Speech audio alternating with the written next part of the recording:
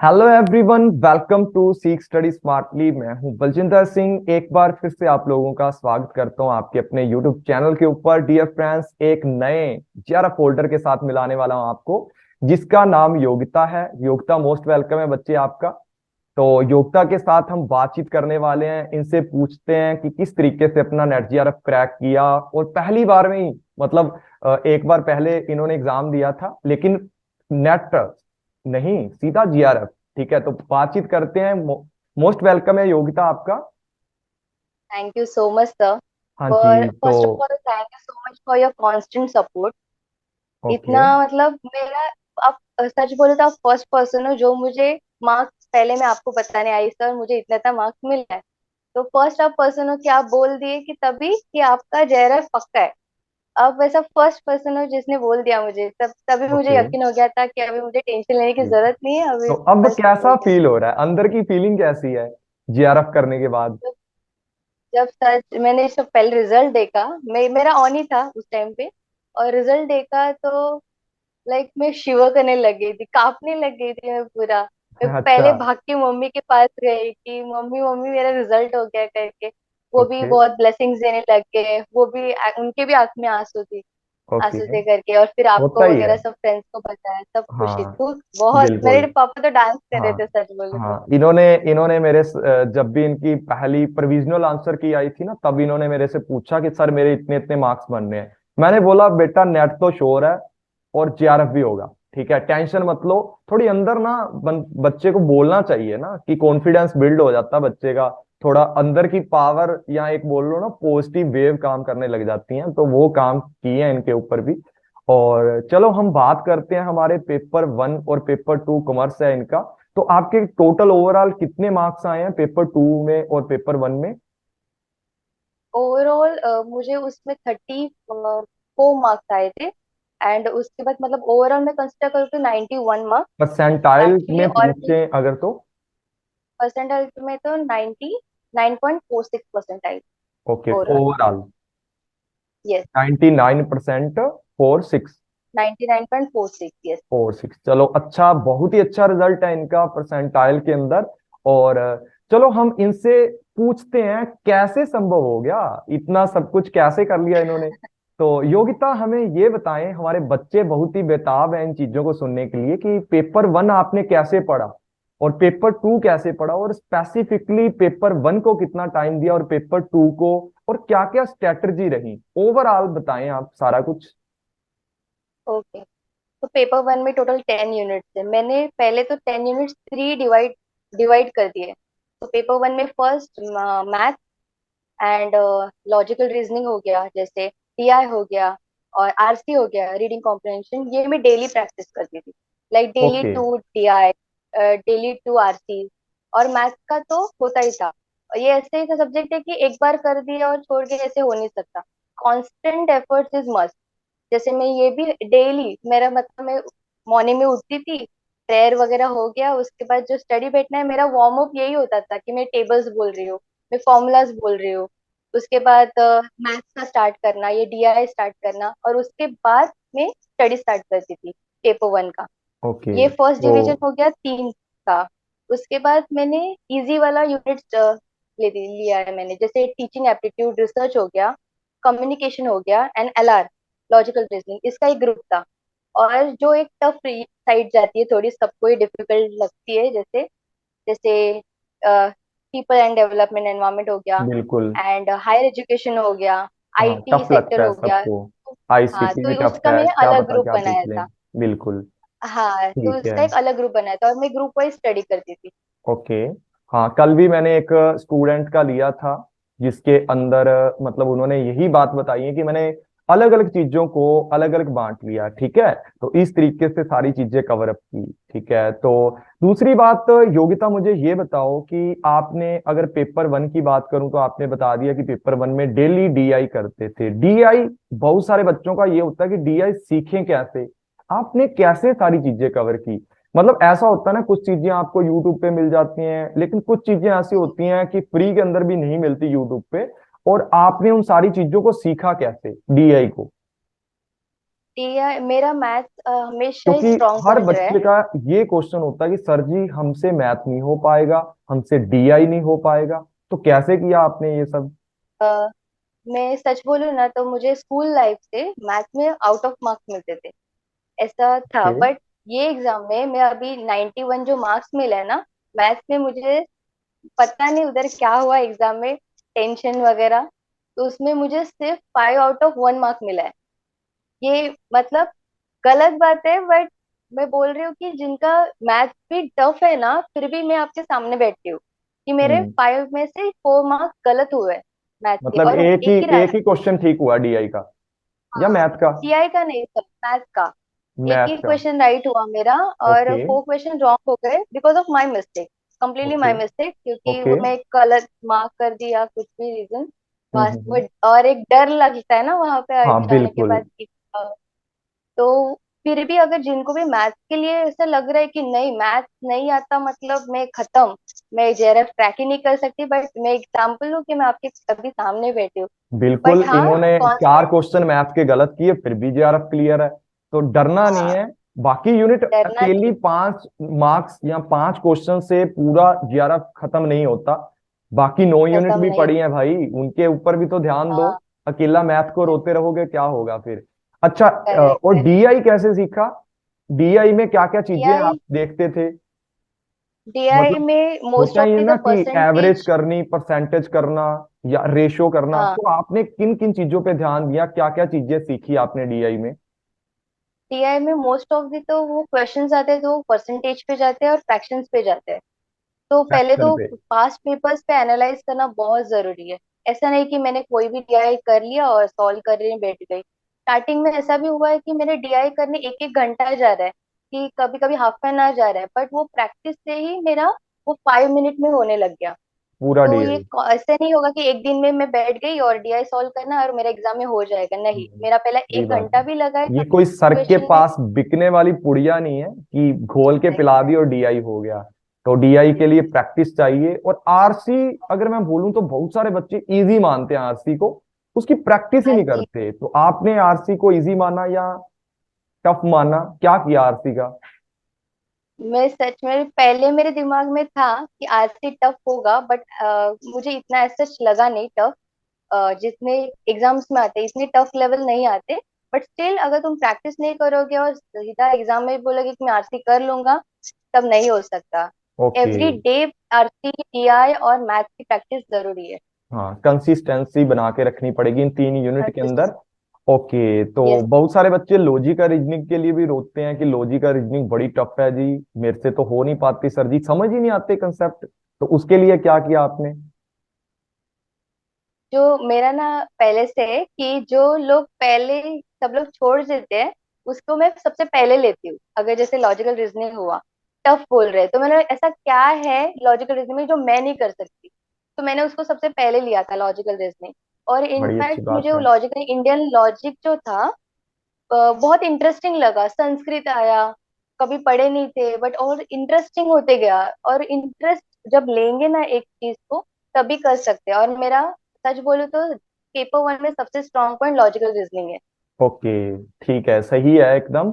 इन्होंने बोला कि जिस चीज को इंटरेस्ट नहीं है तो क्या ही करोगे, जिस चीज को हाथ ही नहीं लगाया तो किस तरीके से पता लगेगा कि कितनी टफ है कितनी इजी है। मतलब कभी छेड़ा ही नहीं लॉजिकल रीजनिंग को, पहले ही देख लिया कि हवा बना हुआ है, लॉजिकल रीजनिंग उस सर ने हाँ, बोल दिया अब ज्यादा टफ है। तो ऐसा नहीं है, सारी चीजें इजी हैं, करने वाला होना चाहिए। ओके, पेपर टू कॉमर्स के अंदर आते हैं। पेपर टू कॉमर्स के अंदर आपने कैसे कैसे प्रिपरेशन की, कितनी बार आपने रिवीजन की, कितनी बार एमसीक्यू लगाए?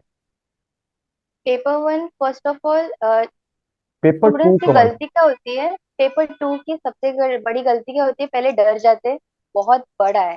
जैसे मैं कॉमर्स की बात करूँ, बहुत बहुत बड़े, एक वास्ट है। यूनिट बोले तो एक एक सब्जेक्ट है। हाँ, एक एक हम्म। सब्जेक्ट है वो, हाँ, जैसे जो हम लोग इकोनॉमिक्स हो कॉलेज में 6 6 महीने पढ़ते थे वो अपने को अभी हाँ, करेक्ट, वैसे एक मतलब। चैप्टर बना दिया उन्होंने हाँ जैसे। बिल्कुल बिल्कुल, वो चैप्टर ही करेक्ट, बन गया हमारे लिए। हाँ। हाँ, एक चैप्टर बन गया। तो पहले तो खुद को काम करना कि नहीं, मैं कर सकती हूँ। खुद को कांस्टेंट मोटिवेट करते रहना, ये बहुत जरूरी है। जो इतना सारा सेल्फ प्रेशर है, मोटिवेट। सब लोग हम्म। सेल्फ मोटिवेशन इज बहुत बहुत ऐसा किए हैं इसके लिए, बहुत जरूरत पड़ने वाली है पूरी जर्नी में। तो पेपर वन में एक यूनिट लिया, तो मैं जैसे बोला कि मेरे 11 से लेके एमकॉम के जितने भी बुक्स थे मैंने कभी किसी को दिए नहीं, मैं अपने पास ही रखी थी। तो बहुत मैंने अच्छी बात 11th है। के भी बुक्स थे, इकोनॉमिक्स के बुक, इकोनॉमिक्स पढ़ा, जैसे 11th का। अकाउंटिंग के बुक्स थे वो पढ़े, 11th का भी मैंने इकोनॉमिक्स पढ़ा है। तो वहां ओके। से स्टार्ट करती गई, फिर एमकॉम के बुक्स पढ़े, फिर मैंने पहले सीपीटी भी दी थी, तो उसके मेरे बुक्स थे, सीपीटी के हम्म। अकाउंटिंग एंड लॉ के बुक्स थे, उसमें से बिल्कुल। मैंने लॉ पढ़ा। और मैंने एक बुक भी ली थी अरिहंत की, कॉमर्स की, मैं दिखा सकती हूँ। हाँ हाँ ये बिल्कुल। देखो, अ, हम्म, देख सकते हैं। हाँ हाँ बिल्कुल बिल्कुल। हाँ, तो मैंने ये बुक लिया था, तो उससे भी प्रिपरेशन किया। और ये एक एक यूनिट होने के बाद मैं एमसीक्यू करने जाती थी कि उसके लेवल ओके। क्या है, एनटी क्या पूछ सकता है। तो एमसीक्यू बहुत एनालाइज करती थी मैं, और अगर मैं पहले आंसर मार्क कर रही हूँ तो क्या गलत हो रहा है मेरे से, वो भी एनालाइज करती थी। उसके बाद ओके। फिर कॉन्फिडेंस आते गया मुझे। ओके। तो अगर मैं पूछूं आपसे कि दोनों पेपर को कितने कितने घंटे पढ़ते थे ओवरऑल एक दिन में? पेपर वन मैंने जैसे मान लिया, आपने बोला कि मैथ पढ़ लिया, दो डीआई सॉल्ट आउट कर लिए, ये तो साइड में है, लेकिन उसके अलावा आप कितना पढ़ते थे? पेपर वन और पेपर टू कितने कितने घंटे पढ़ते थे? मैं अगर फॉर एक दिन में ले रही हूँ तो मैं एक प्रॉपर सब्जेक्ट ही लेती थी। अगर मैं टीचिंग एप्टीट्यूड ले रही हूँ तो मैं टीचिंग एप्टीट्यूड पढ़ रही हूँ, और उसके बाद शाम को मैं उसके एमसीक्यूज करती थी, और मैंने दिन भर क्या पढ़ा उसको एनालाइज करती थी। तो ऐसे ही करके एक एक दिन मैंने एक एक प्रॉपर सब्जेक्ट लिया है। जैसे टीचिंग ओके, एप्टीट्यूड चाहे तो एक पेपर दिन, वन चाहे पेपर टू। चाहे पेपर वन हो या पेपर टू है, ऐसे ही मैंने किया है। ओके। दूसरी बात मैं ये पूछना चाहता हूँ कि जो पेपर टू है उसके अंदर प्रैक्टिकल चीजें क्या क्या की आपने? क्योंकि बहुत सारा आजकल पूछते हैं बच्चे, सर प्रैक्टिकल कौन सा करना है कौन सा नहीं। वैसे तो ओवरऑल पेपर ही थ्योरेटिकल होता है, लेकिन फिर भी बच्चे पूछ लेते हैं कि सर जी प्रैक्टिकल करना पड़ेगा, क्योंकि बच्चे उस चीज की ओर भागते हैं जो चीजें कम होती हैं, जिनके ऊपर कम ध्यान देना चाहिए। तो क्या क्या चीजें की आपने प्रैक्टिकल पेपर टू कॉमर्स में? Practical as in such statistics में आता है, फाइनेंस में आता है, और कॉस्टिंग, ये सब्जेक्ट है उसमें प्रैक्टिकल पूछे जाते हैं, और कोई भी ऐसा सब्जेक्ट नहीं है जिसमें प्रैक्टिकल पूछे जाएंगे। तो ओके। उसमें भी बहुत सारे ऐसे थियोरीज है, मतलब वो ही कर देना बस मत। और उसके लिए भी तुम्हें पास्ट पेपर्स देखने पड़ेंगे, पास्ट पेपर्स में कौन से क्वेश्चंस पूछे, इतना टफ लेवल नहीं जाते प्रैक्टिकल्स में भी। तो कैसे क्वेश्चंस पूछ रहे हैं, तो उसको ही रिवाइज करो, और वही पैटर्न समझने की कोशिश करो, वो अच्छा, प्रैक्टिकल आपने उतनी बोला इनफ है। कि पास्ट के क्वेश्चन, कितने सालों के क्वेश्चन आपने उठाए थे पास्ट के प्रीवियस क्वेश्चन? मैंने मैंने 2015 एंड ऑनवर्ड्स के सब पास्ट पेपर्स किए हैं, एंड प्लस एक्स्ट्रा एमसीक्यू तो होते ही रहते थे। अच्छा, और 15 से डेली, लेकर के ऊपर तक का। हाँ, ठीक है। 2015 से आगे करके सब एमसीक्यूज ओके किए ओके, थे मैंने पास। 15 से लेकर के इन्होंने बताया है कि हमने ऊपर तक गए हैं। मैं भी आपको सजेशन करता हूँ कि 2015 से लेकर के चाहे 2014 उठा लो, एक साल और लगा लो, लेकिन ऊपर तक जितने भी हाँ, पेपर आते हैं सारे के सारे आप एनालिसिस करो। क्या है, एक दिन में एक पेपर लगा पाओगे बड़े आराम से? यार पेपर दे के आ जाते हो घर, वापिस आ जाते हो, क्या एक दिन में एक पेपर नहीं लगा सकते? तो ये आपके हाथ में करेक्ट है कि आप उन चीजों को कवर आउट करें। ओके। करेक्ट। दूसरी बात मैं ये पूछना चाहता हूँ, पेपर वन और पेपर टू के लिए बहुत सारे बच्चे पूछते हैं सर जी नोट्स बनाएं या पीडीएफ से पढ़ें, तो आपने क्या किया? मुझे जैसे ये ऑनलाइन सब कुछ हो गया, मुझे ऑनलाइन पढ़ने की बिल्कुल आदत नहीं थी, मैं बुक से पढ़ने वाली लड़की। तो ये हम्म। सब नोट्स आ रहे, मैं पढूं कैसे, मेरा सिर दुखने लगता था कि इतना टाइम मोबाइल में। तो मैंने इसलिए जितना भी आता था पीडीएफ वगैरह, उसके नोट्स बनाने स्टार्ट कर दिए। टाइम कंज्यूमिंग था, बहुत टाइम लगा, बट अराउंड मेरे ऐसे 10 बुक्स तो होंगे, नोटबुक होंगे जो मैंने लिखे हैं बस। और फिर एग्जाम के टाइम पे वो रिवाइज करती थी, फिर मुझे पीडीएफ देखने की या कोई वीडियो देखने की जरूरत नहीं पड़ती थी। अच्छा अच्छा, तो मैंने मतलब आप a hand four written size notes थे। यूज करते थे बुक वगैरह, या कोई लाइन वाली, मतलब एक लाइन वाली आती है, एक ए फोर साइज आती है नोटबुक वगैरह? लाइन लाइन वाले आते, ए फोर लाइन साइज वाली, बुक। चलो अपना अपना तरीका होता है, लेकिन आप ए फोर साइज में सजेशन करता हूँ बच्चों को कि जो व्हाइट पेज होते हैं वो भी ले सकते हो। बाकी यार आपके हाथ में है कि आपने, मतलब इन्होंने इन्होंने भी एक ही बात बोली है कि पेन घिसना पड़ेगा। जितना घिस सकते हो पेन घिसना पड़ेगा, क्योंकि बहुत सारे बच्चे बोलते हैं कि पीडीएफ आ गई तो काम खत्म है। तो ऐसा लगता है आपको कि पीडीएफ आने के बाद काम खत्म है? नहीं नहीं, क्योंकि मेन टाइम पे जब हमें कोई आंसर फाइंड आउट करना है कि ये चाहिए मुझे, तब कितने पीडीएफ देखे, कहाँ कहाँ ढूंढे कि वो है कहाँ। तो अगर मैंने लिखा है तो मुझे पता है कि यही बुक में है, तो वो इजी हम्म। हो जाता है फाइंड आउट करना मेन टाइम हाँ, पे। मतलब इन्होंने 10 नोटबुक अपनी भरी हैं और फिर जाके अपना जीआरएफ निकाला है और जीआरएफ भी लिया है सीधा। लड़की देखो भाई, जीआरएफ ही करना है बस, मतलब ऐसा नहीं था कि एआईआर करना है। ऐसा क्यों नहीं होगा, बट मैंने मेरी गलतियां है ऐसे, अगर मैं एनालाइज हम्म करूँ खुद के पेपर्स को इसमें, जैसे मैंने मैथ्स में बोला 4 गलती मतलब बहुत बड़ी चीज है, उसमें हम्म। मेरे 40 मार्क्स अराउंड हो जाते। 8 8 और गए पेपर, आपके, 8 मार्क्स हाँ सीधे गए। पेपर, करेक्ट, हाँ तो हम्म। उसमें और पेपर टू में भी बहुत माइनर माइनर मिस्टेक किए, जैसे एक दो क्वेश्चंस मैंने ठीक से रीड नहीं किए और गलत मार्क करके आ गए। तो ओके। ऐसे भी अगर मेरा 100 मार्क्स तो किधर नहीं था, ऐसा अगर सच ओके, में तो बोले तो, और क्लासेस मेरा कहाँ से लगाते थे आप एमसीक्यू वगैरह के लिए, या जो भी पढ़ते थे? तो एमसीक्यूज मैंने पेपर 1 का तो पूरा पूरा आपके क्लासेस से ही पढ़ा था। मैंने ऐसे जस्ट रैंडमली सर्च किया कि कौन से क्लासेस है, तो उसमें से सब फर्स्ट क्लास आपका ही आया था, तो मैंने ज्वाइन ओके। कर लिया। फिर मैं बहुत टाइम पहले से हूँ आपके क्लासेस में, बट इतनी एक्टिव नहीं थी। मैं जस्ट ओके। वो आप करते थे ना डेली रात को, और हाँ हाँ, क्वेश्चंस 9 बजे। डालते थे, उसमें टॉप 20 आते थे हाँ हाँ हाँ हाँ हाँ, एग्जाम। मतलब वो हाँ क्विज वगैरह उसमें था भी जो मैंने ग्रुप वो में। क्विज करती थी, हाँ, हाँ उसमें भी आप वो वो थे। क्विज करती थी। हम्म। करेक्ट। तो मैं ओके। उसमें पहले अटेंड करती थी ना, तो वो अटेम्प्ट करती थी, तो उसमें मैं कभी टॉप 20 में आई ही नहीं। हम्म। उसके बाद फिर अभी जो मेरा प्रैक्टिस करते थे, अभी आप अगर देखोगे तो मैं फर्स्ट सेकंड थर्ड, फर्स्ट हाँ हाँ सेकंड थर्ड, बिल्कुल, अब की ऐसे ही लास्ट मेरा की बार आता जो भी गया। मैंने क्विज लिए हैं, चाहे लाइव क्लासेस हाँ लिए हैं, अच्छा स्कोर किया आपने हर बार। और आपका नाम भी आने लगा था। जो क्विज लेता हूँ डियर फ्रेंड्स, आपका अपना टेलीग्राम चैनल है सीख स्टडी स्मार्टली 3S के नाम से। इसी वीडियो के डिस्क्रिप्शन में आपको दोनों टेलीग्राम के लिंक मिल जाएंगे। और वहां पर बिल्कुल ही फ्री, एब्सोल्युटली फ्री आपको रात को मैं क्विज करवाता हूँ बच्चों का, कभी 6 बजे कभी 7 बजे, वो प्रॉपरली टाइम फिक्स करते हैं 1 2 महीने पहले। ओके। तो और इसके अलावा आपने जो, हाँ जी, बोलो। वहां से मेरी एक्यूरेसी बढ़ी थी, जो मैंने पास पेपर में मेरे 20 क्वेश्चन मिस आउट हुए थे, मैं 20 क्वेश्चन अटेम्प्ट ही नहीं कर पाई थी। जो मेरा 97.27 परसेंटाइल आया, उसमें 20 क्वेश्चन मैंने अटेम्प्ट ही नहीं किए, क्योंकि मुझे ओके, टाइम मैनेजमेंट नहीं आ रहा था। तो तो टाइम वो मैंने मैनेजमेंट देखा। कैसे किया आपने? मुझे लगता है कि कभी आप जैसे एग्जाम देने गए हो तो टाइम मैनेजमेंट आपको करनी आनी चाहिए हर बच्चे को। तो टाइम करेक्ट मैनेज कैसे करेक्ट। किया आपने? पेपर 1 को स्टार्ट जैसे किया पहले या पेपर 2 को? पेपर 1 से ही स्टार्ट किया था मैंने, और मैं आरसी करती गई, आरसी पहले, बट एम जो डीआई था वो मैंने लास्ट में रखा था। उसके लिए मेरे प्रॉपर 15 मिनट्स थे, 45 मिनट्स में पूरा पेपर हो गया था, और उसके लिए 15 मिनट्स थे मेरे पास।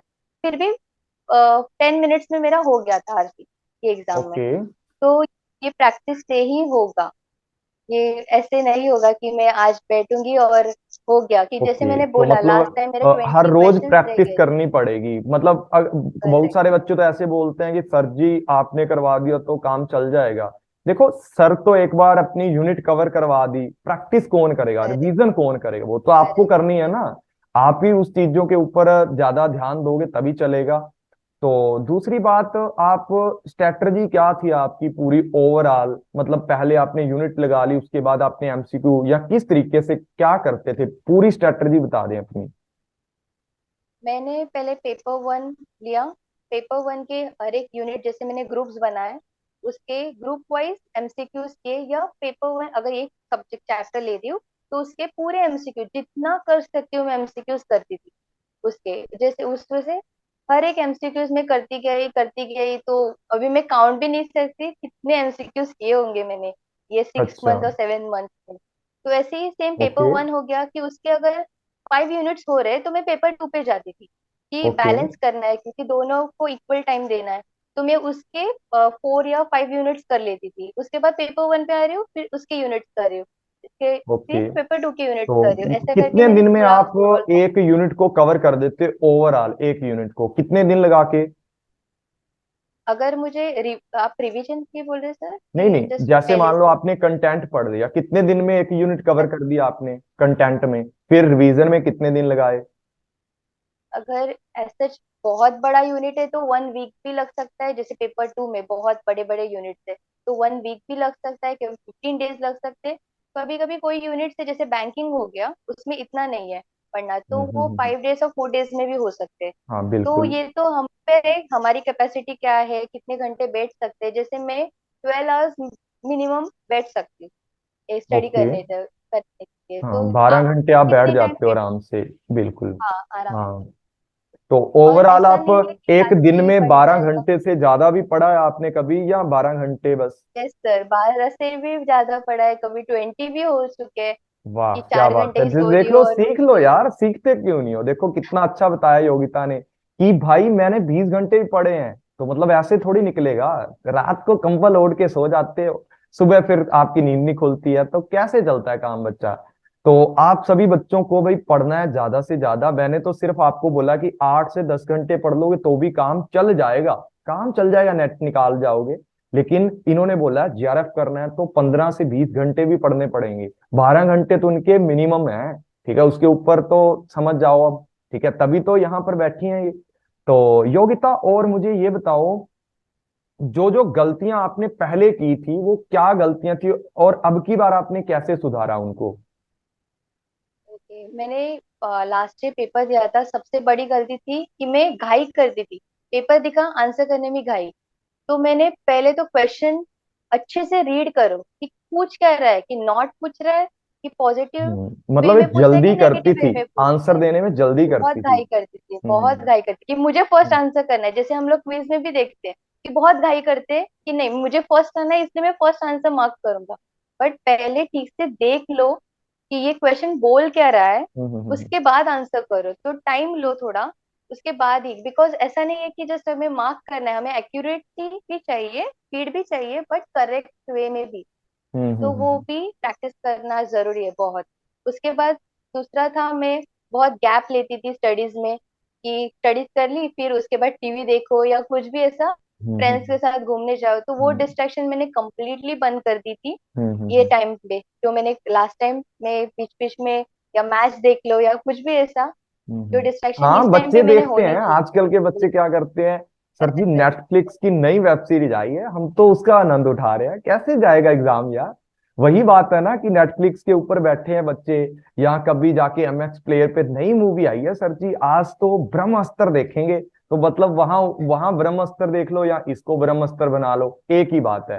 ठीक है। तो इन्होंने बहुत ही ज्यादा कड़ी मेहनत की है, योगिता ने, बहुत ही ज्यादा। मैं बोलता हूँ 20 घंटे कम नहीं होते, 12 घंटे भी कम नहीं होते यार, रेगुलर पढ़ना बहुत ही मुश्किल काम है। आप तो 2 से 4 घंटों में बस हो जाती है बंदे की।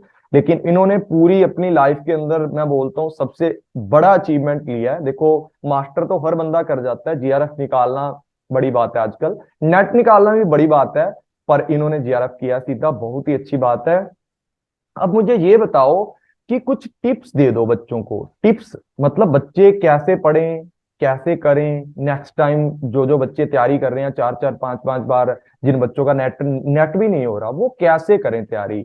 मतलब स्टार्टिंग आपने बता दो कि स्टार्टिंग मैंने ऐसे की, फिर ऐसे रिवीजन की, फिर ऐसे एमसीक्यू लगाए, या जो पहले एमसीक्यू लगाए हैं फिर रिवीजन की फिर एमसीक्यू लगाए, तो क्या आपका क्या एक प्रोसेस रहा था, वो एक छोटी सी प्रोसेस शेयर कर दें ताकि सभी बच्चों को थोड़ा हेल्प मिल जाए इन सारी चीजों से।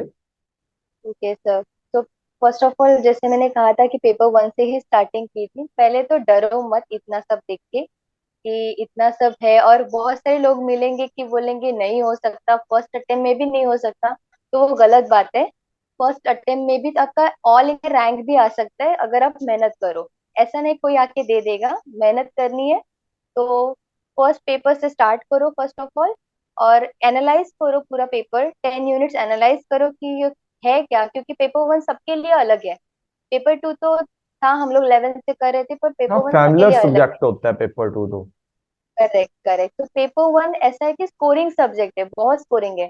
अगर जैसे हम लोग 40 प्लस भी निकाल सकते हैं, आराम से 40 प्लस हो सकता है पेपर 1 में, अगर आप अच्छे से एनालाइज करो पहले। उसके बाद 40, हर एक 40 टेक्स्ट प्लस को, क्वेश्चन कह रहे हैं, ये ठीक हो सकते हैं पेपर 1 के। करेक्ट, करेक्ट, ठीक है। करेक्ट, हाँ जी। तो और एनालाइज करो अच्छे से पेपर को, और हर एक यूनिट को इतनी ही इम्पोर्टेंस दो, हम आप उसको रिस्पेक्ट दो, और पूरा पढ़ो। ऐसा नहीं कि मैं ये स्किप कर दूंगा वो स्किप कर दूंगा, ऐसे नहीं होगा। हमें हाँ, किसी पूरा भी पढ़ना अगर है। नेट जीआरएफ निकालना है तो सारी चीजों को इक्वल इम्पोर्टेंस और सभी की तैयारी करनी है। ऐसा नहीं है कि इसको छोड़ देंगे तो काम चल जाएगा। ओके। नहीं, कोई भी तो यूनिट स्किप मत करो फर्स्ट ऑफ ऑल। हम आगे। लोग नहीं बता सकते कि इसमें ही 10 क्वेश्चंस आएंगे या 5 क्वेश्चंस आएंगे।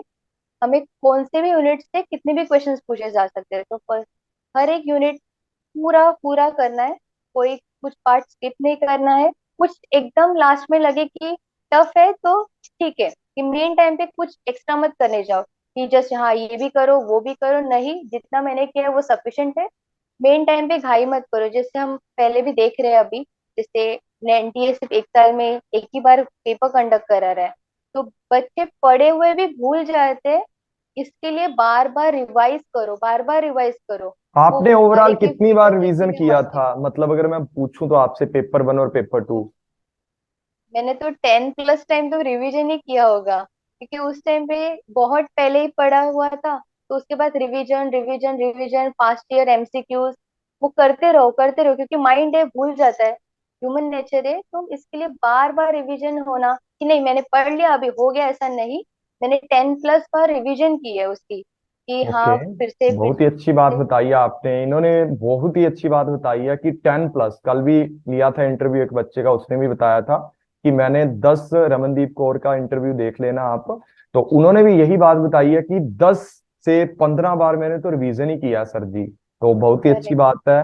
तो उसके बाद आपने कुछ एक्स्ट्रा किया, जैसे आपको लगता है कि कोई ओवरऑल चीजों में से कोई सिलेबस से बाहर की चीजें आती हैं, तो आपको लगता है ऐसा कि सिलेबस से बाहर कुछ आता है या उसको कवर करना पड़ता है? सिलेबस के बाहर ऐसा नहीं बोल सकते। जस्ट करंट अफेयर्स हम लोग देख सकते हैं कि पीपल डेवलपमेंट एनवायरनमेंट पे, एजुकेशन पे, हायर एजुकेशन पे, और आईटी सेक्टर पे, ये थोड़ा सा करंट अफेयर्स जाता है। तो उसके ऑफिशियल वेबसाइट होते हैं, यहाँ वहां से देखने से अच्छा जैसे एसडीजी गोल्स हो गए, बहुत इंडेक्स है, बहुत सारे ऐसे गवर्नमेंट के प्लान्स है, वो जाके वेबसाइट पे देखना जरूरी है। मैं खुद जाती थी वहां पे, उनका वेबसाइट देखो, एनालाइज करो कि अगर पीएचडी में एनरोल भी होना है तो कैसे होना है, वो प्रोसीजर देखो। जैसे उन्होंने बहुत सारे ऐसे भी क्वेश्चंस पूछे, जब अगर हम जस्ट वेबसाइट विजिट करते ना तो भी हम आंसर कर सकते थे, क्योंकि हम ओके। लोग जस्ट पढ़ रहे हैं, वो प्रैक्टिकल लाइफ में भी इम्प्लीमेंट करना सीखो कि वहां पे बिल्कुल जाओ। बिल्कुल अगर बिल्कुल, बोल रहे रियल हैं कि लाइफ ये के साथ प्रोग्राम है, कंपेयर करना, हाँ कर रहे बिल्कुल। हैं। अगर ये बोल रहे हैं कि ये प्रोग्राम है तो जाके देखो, सर्च करो कि हाँ सच में है क्या प्रोग्राम, कि हम्म। उसके बारे में इंफॉर्मेशन क्या दी है, कि ये यूजफुल है क्या मैनकाइंड के लिए। तो तो उसके लिए कौन मैं कौन वैसे सी करती थी चीजों, बाहर मतलब की आपने इंफॉर्मेशन। हायर एजुकेशन के अंदर कौन सा आपको लगता है कि करंट अफेयर वाली चीजें आती हैं, पीपल डेवलपमेंट में या आईसीटी में? तो कौन कौन सी चीजें आपको लगता है कि करंट अफेयर वाली बनती हैं, हर बार बनती हैं, या आपने पिछले पेपर में हायर देखी या एजुकेशन आपकी? में हाँ। हायर एजुकेशन में मैंने देखे कि गवर्नमेंट की इनिशिएटिव, अभी जो बहुत डिजिटल इंडिया हो रहा है, तो बहुत सारे इनिशिएटिव ले जा रहे हैं, स्पेशली गर्ल्स टूवर्ड्स, बहुत उनको आगे लाने के लिए। जैसे हम देख रहे हैं कि हायर एजुकेशन में अभी गर्ल्स का रेशियो ज्यादा है एज कम्पेयर टू बॉयज, तो वो बहुत बिल्कुल अच्छी बात है। बहुत अच्छी बात है, तो इसके लिए उसके इनिशिएटिव्स देखो। एशियन यूनिवर्सिटीज पे देखो, उसके अभी उनमें जैसे नालंदा भी फिर से डेवलप करने का देख रहे हैं। तो हम्म। ऐसे बहुत इंटरेस्टिंग वे से पढ़ो कि आज कुछ मुझे नया पढ़ना है, ऐसे नहीं कि बाप रे इतना पढ़ना है, नहीं। आज हम्म। कुछ नया पढ़ना है और कुछ नया बिल्कुल। सीखूंगी मैं। ओके। करेक्ट, तो वो ही और सही है। अपना स्ट्रेटेजी रखो। और आईसीटी के अंदर, और जो आपका पीपल डेवलपमेंट इन्वायरमेंट है उसके अंदर? पीपल डेवलपमेंट एनवायरनमेंट पे मैंने देखे कि एनवायरनमेंट अभी जैसे क्लाइमेट चेंज हम लोग देख ही रहे हैं, तो उसके ऊपर बहुत क्वेश्चन बन सकते हैं, बहुत क्वेश्चन। ऐसे देखो कि एनटीए क्या सोच सकता है, वो भी एक इंसान है पेपर सेट करने वाले, वो हमसे क्या सोच सकते हैं इतना कि हमें नहीं आ रहा है। हाँ तो मैं बिल्कुल। उसके एंगल से बहुत सर्च करती थी कि क्लाइमेट चेंज हो रहा है तो किस वजह से हो रहा है, कि उसमें गवर्नमेंट ने क्या इनिशिएटिव लिया, तो वही क्वेश्चन आ रहे हैं। ऐसा कुछ नहीं है कि हम लोग बिना सोचे जा रहे और कर देंगे, ऐसा नहीं। कि हमें ये फोकस करना जरूरी है, क्योंकि ये हमें प्रैक्टिकल लाइफ में भी, अभी मैं किसी को भी बता सकती हूँ कि हाँ ये ऐसे ऐसे क्लाइमेट चेंज हो रहा है, ये रीजन से हो रहा है। तो बिल्कुल ये रियल बिल्कुल। लाइफ में भी इम्प्लीमेंट करो पहली बात। ओके। तो ये सारी चीजें आपने पढ़ी हैं। और हाँ, आप कुछ जाते जाते बच्चों को ना कुछ टिप्स दे जाओ ऐसी, जो बच्चे दो दो चार चार बार एग्जाम दे देकर बैठे हैं पर निकल नहीं रहा बेचारों का, कि उनको क्या बोलना चाहोगे आप? पहले तो वो बच्चे मुझे लगता है कि अंदर अंदर डर लेके बैठे कि मेरा होगा नहीं। पहले तो ये साइड में रखो कि नहीं होगा, ये पॉसिबल है, जस्ट एन एग्जाम, तुम्हारी लाइफ का एक पार्ट है, लाइफ नहीं है। तो ऐसे मत बनाओ कि ये नहीं हुआ तो मेरी लाइफ खत्म, नहीं। मैंने भी एक बार एग्जाम दिया था, मैंने लाइफ में कभी फेलियर नहीं देखा, बट स्टिल ये देखने के बाद नहीं, मैं मुझे गिव अप नहीं करना है, मुझे नेक्स्ट टाइम देना है, और मैंने दिया और मेरा जेआरएफ हुआ है। अगर मैं कर सकती हूँ तो आप भी कर सकते हो। और ऐसे बोल के मैं खुद एवरी डे मोटिवेट करती थी खुद को कि नहीं, आज का दिन मुझे प्रोडक्टिव बनाना है, आज का दिन मुझे इतना कंप्लीट करना ही है। ऐसा नहीं कि मैंने ओके। नेक्स्ट डे पे डाल दिया था, उसी दिन का ओके। उसी दिन कंप्लीट करो। अगर कुछ गोल बना रहे हो तो हाई सेट करो, ऐसा नहीं कि छोटू सा जो गोल सेट कर लिया कि हाँ नेट हो हाँ गया बस है, बिल्कुल। नहीं, ऑल इंडिया ठीक है। रैंक आएगा आपका अगर आप हाँ हाई बिल्कुल। सेट करोगे तो। बिल्कुल, बहुत ही अच्छी बातें बताई हैं कि गोल सेट करना है तो हाई सेट करो। मतलब उड़ान भरनी है तो आसमान में उड़ना है तो ऊंचाई तक उड़ना चाहिए, ठीक है। ताकि करेक्ट। अगर तो बंदे की उड़ान अच्छी रहे तो सही है, नहीं तो चलो क्या हो जाएगा, ज्यादा से ज्यादा नीचे उतर जाओगे दोबारा, फिर चढ़े जाओगे। करेक्ट। ठीक है, वही चीजें हैं कि योगिता ने बहुत ही अच्छी बातें बोली हैं। योगिता ने जितनी भी स्ट्रेटजी बताई हैं बहुत अच्छी बातें इन्होंने बताई हैं। और इन्होंने रियल लाइफ के अंदर जो जो एक्सपेरिमेंट किए हैं या जो जो इन्होंने पढ़ाई की है सारी चीजें आपको बताई हैं। तो और इन्होंने बताया और एक 2005। बात हाँ।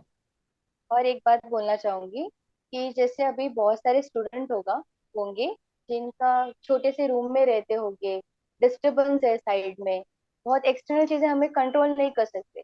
मैं खुद ऐसा सेपरेट रूम नहीं था मेरा कि मैं वहां ओके। पे जाके अच्छे से पढ़, मैं हॉल में ही बैठती थी और वहां से ही पढ़ी हूँ। अगर बहुत डिस्टरबेंस आते थे, बट हमें अपना टाइम अकॉर्डिंगली मैनेज करना, ये हमें सीखना है, क्योंकि बाकी चीजें हम कंट्रोल नहीं कर सकते।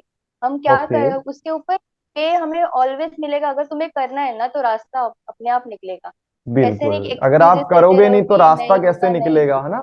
मैंने भी ना एक करेक्ट। बात बच्चों को बोलता हूँ कि मेजोरिटी ऑफ स्टूडेंट एक साइड जाते हैं, हमने अपना रास्ता खुद बनाना है, ठीक है ना। मेजोरिटी को फॉलो करेक्ट। नहीं करना है, क्योंकि करेक्ट। इन्होंने अग्री। 20 घंटे पढ़ा है। मेजोरिटी को फॉलो करते तो 20 घंटे नहीं पढ़ पाते, और 12 घंटे तो इनके करेक्ट। मिनिमम है। इन्होंने बोला है कि मैं इतने तो पढ़ती थी हर रोज। अगर इससे मेजोरिटी को फॉलो करते तो क्या इंस्टाग्राम चलता, चिट चैट चलती, व्हाट्सएप चलती, वो सारी मैंने चीजें। सब हाँ। अनइंस्टॉल कर दिया था। हाँ, तो इन्होंने ये बात बोली है कि मैंने अपना सोशल मीडिया भी छोड़ा, अभी अभी बताया इन्होंने कि करेक्ट। सोशल मीडिया सारा छोड़ा। और दूसरी बात ये है कि जो हर्डल्स आती थी उनको इन्होंने फेस करके उनका सोल्यूशन ढूंढने की बात की है इन्होंने, कि सोल्यूशन मैंने ढूंढा करेक्ट। है। अगर मैं ये बोलूं कि पेपर 1 को ज्यादा टाइम दिया या पेपर 2 को, तो किसको बोलोगे आप ज्यादा टाइम दिया है? मैंने पेपर 2 को ज्यादा टाइम दिया है, ऐसे अगर कंपेयर करूँ, बिकॉज ज्यादा है। तो बट 12 घंटों में पेपर 1 से भी, पेपर 2 को कितने घंटे देते थे? मैंने जैसे बोला ना कि मैं एवरीडे एक ही यूनिट्स लेती थी, हाँ तो हाँ हाँ, ऐसे समझ एज वाइज गया मैं। काउंट इन्होंने करूँ। अपनी हाँ। स्ट्रेटजी शेयर किया कि अगर आज मैंने पीपल डेवलपमेंट इन्वायरमेंट पढ़ना है तो उसी को पूरा दिन अच्छे से, मतलब एक भी चीज नहीं छोड़नी। आप पूरा कर देते करेक्ट। थे, जैसे जैसे आपने रिवीजन किया तो सारी चीजें एक दिन में पूरी कर देते थे।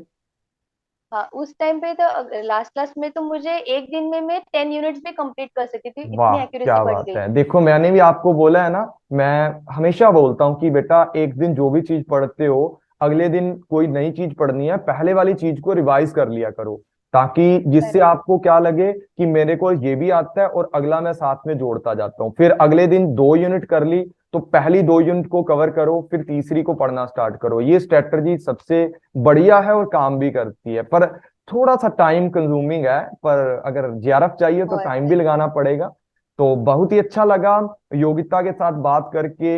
इनको एक बार फिर से कंग्रेचुलेशन, सभी बच्चे कमेंट में थैंक बोलना, यू इनसे सो कोई मच। टिप्स लेनी है तो ये आपको कमेंट के अंदर मैसेज भी करेंगे, या मैं आपको बता दूंगा इनसे जरूर जरूर। पूछ के जो भी आपके क्वेश्चंस होंगे। और नेक्स्ट जीआरएफ होल्डर के साथ किस तरीके की बातचीत करनी है, कौन कौन से क्वेश्चन पूछने हैं, आप कमेंट में जरूर बताएं। इस वीडियो के कमेंट में और डिस्क्रिप्शन में आपको टेलीग्राम चैनल का लिंक मिलेगा। ये भी टेलीग्राम पे क्विज ज्वाइन करते थे और अब की बार भी मैं क्विज फ्री में देता हूँ हर बार। और देता रहूंगा जब तक मुझे लगता है कि मैं पढ़ाऊंगा। और मेन बात यह है कि इन्होंने मेरे चैनल से सारी चीजें कवर की हैं पेपर 1 के लिए, और इनको सफिशिएंट लगा जितना मैंने कुछ पढ़ाया। और इन्होंने ये भी बात बोली कि जितनी चीजें मेरे चैनल पर थी ये पूरी की पूरी चीजें कवर कर नहीं पाई अब तक, ठीक है। तो बहुत ज्यादा कंटेंट मैंने फ्री के अंदर डाल रखा है, बस यूटिलाइज करने वाला हो, उनको ग्रैब करने वाला हो, वो सारी चीजें पकड़ने वाला हो, तो आप भी नेट जीआरएफ दोनों ही कर सकते हो, एआईआर भी कर सकते हो। और बेस्ट ऑफ लक बोलना चाहता हूँ योगिता जी आपको, योगिता लोकी आपको। नेक्स्ट टाइम आप अपने अच्छे टारगेट को अचीव करें, किसी अच्छे यूनिवर्सिटी से जाके पीएचडी करें, और भगवान करे आप जल्दी से जल्दी एक अच्छी प्रोफेसर की जॉब मिले और आप भी बच्चों को गाइड करो, और इसी तरीके से आप बढ़ते जाओ आगे। और भगवान करे आपके सारे सपने पूरे हों आपकी लाइफ के अंदर। और सभी तो बच्चे मैं इनको बेस्ट ऑफ लक जरूर बोलना कॉन्ग्रेचुलेशन के साथ साथ, ताकि ये पीएचडी में एनरोल होके आगे बढ़ के अच्छे से और भी स्टूडेंट्स को, क्योंकि इतनी सारी बातें इन्होंने अगर मेरे को बता दी हैं आप सब बच्चों के लिए, तो ये बच्चों की लाइफ के अंदर तो बहुत बड़ा इंप्रूवमेंट कर सकती हैं। इंडिया आगे बढ़ रहा है, धीरे धीरे बढ़ रहा है, तो ऐसे लोगों की वजह से बढ़ने वाला है। तो योगिता बहुत ही अच्छा लगा आपसे बातचीत करके, आपने इतनी अच्छी अच्छी जो नॉलेज है, मैंने भी आपसे बहुत सारी चीजें नई नई सीखी हैं जो अपनी लाइफ के अंदर आगे किसी भी चीज के लिए मैं इम्प्लीकेशन करूं। तो इनकी जो मेहनत है, मैं सलाम करता हूँ इनको कि इनकी मेहनत है बहुत ही ज्यादा बढ़िया थी। यार 12 घंटे से लेकर 20 घंटे पढ़ना, ठीक है, बहुत सारे बच्चे पढ़ते भी होंगे, मना नहीं कर रहा हूँ, एक प्रोडक्टिव वे से पढ़ना वो इन्होंने बताया है कैसे पढ़ना है। सारी बातें बहुत ही अच्छी लगी मुझे योगिता। तो मिलते हैं, पीएचडी करो, जॉब लगो, फिर मिलते हैं एक जरूर नई सर। वीडियो में आपके साथ। Okay Yogita, thank you so thank much. You okay, so much take sir. Care Yogita, अच्छे से अपनी पढ़ाई करो और आगे बढ़ो इसी तरीके से। ओके, मिलते हैं कभी फिर, अगर हुआ तो नसीब में पीएचडी यही की चैनल पे। इंटरव्यू करेंगे अभी। हाँ चलो ठीक है, इन्होंने बोला कि पीएचडी की इंटरव्यू भी करेंगे, तो मैं इनसे पूछूंगा आपके लिए कि पीएचडी के अंदर किस किस तरीके से इन्होंने एनरोलमेंट लिया, कैसे कैसे करेक्ट। थीसिस बनाई, कैसे कैसे सारी चीजें अपनी रिसर्च प्रपोजल तैयार किया। सारी बातें हम योगिता से पूछेंगे अगली वीडियो के अंदर। ओके, इन्होंने खुद ही बोला कि मैं सर पीएचडी के लिए भी बताऊंगी। तो ओवरऑल आपको कैसा लग रहा है अपने यूट्यूब चैनल से जुड़ के, तो बता दें जाते जाते बच्चों को। ये तो एक फैमिली जैसे बन गई है, जैसे सब जानते ही होंगे मुझे।